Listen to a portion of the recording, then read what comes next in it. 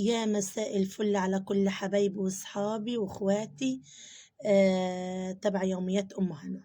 تعالوا النهارده هوريكم ميزانية ال1000 جنيه هنعمل بها ايه.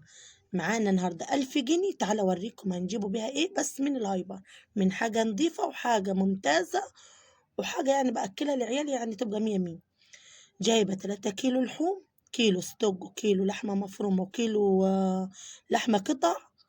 اللحمة المفروم قطع أرباع، واللحمة والصدوق أرباع، واللحمة القطع دي نصين عشان أعملهم على وجبتين. أما اللحمة المفرومة دي بقى انتوا عارفين معدتها ايه وطلباتها ايه، والصدوق برضو.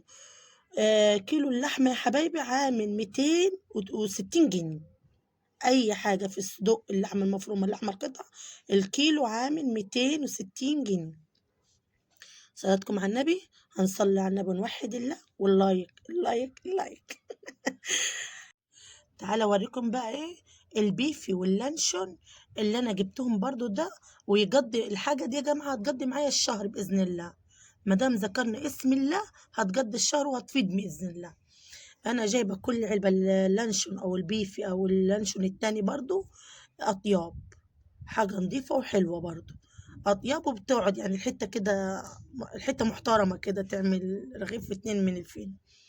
صلاتكم على النبي حبايبي، صلوا على النبي ونوحد الله. كل علبة من دول يا حبايبي عاملة 65 جنيه، يعني 3 علب دول في العلبة ب65 جنيه. صلاتكم على النبي. دي الوجبات اللي أنا جايباها دي تقضي 7 تنفار، وتقضي معايا أنا الشهر بصراحة. شهر 10 ده أنا مش هجيب إلا في 11. جايبة حلاوة طحانية اللي ب50 جنيه، جايبة فلفل أسمر، جايبة جنزبيل.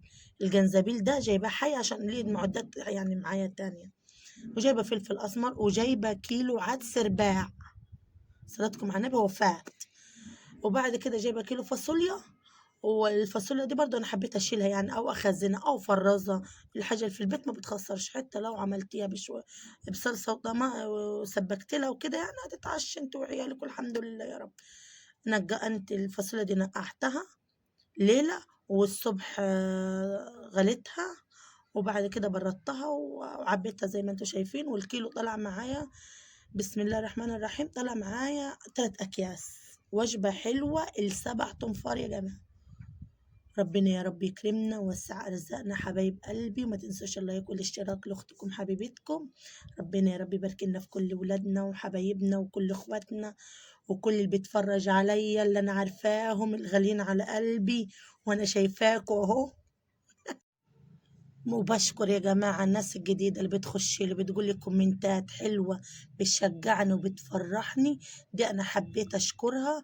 إخواتي اللي كانوا معايا من أول ما فتحت، وإخواتي الجداد اللي خشوا لي جديد، وكلهم مفيش حد فيهم بيقول لي كومنت سلبي ولا أي حاجة، كلكم بتفرحوا. ربنا يبارك لكم يا رب، ومع لكم في رعاية الله وحفظه، مع ألف سلامة. وده الجرجير بتاعي.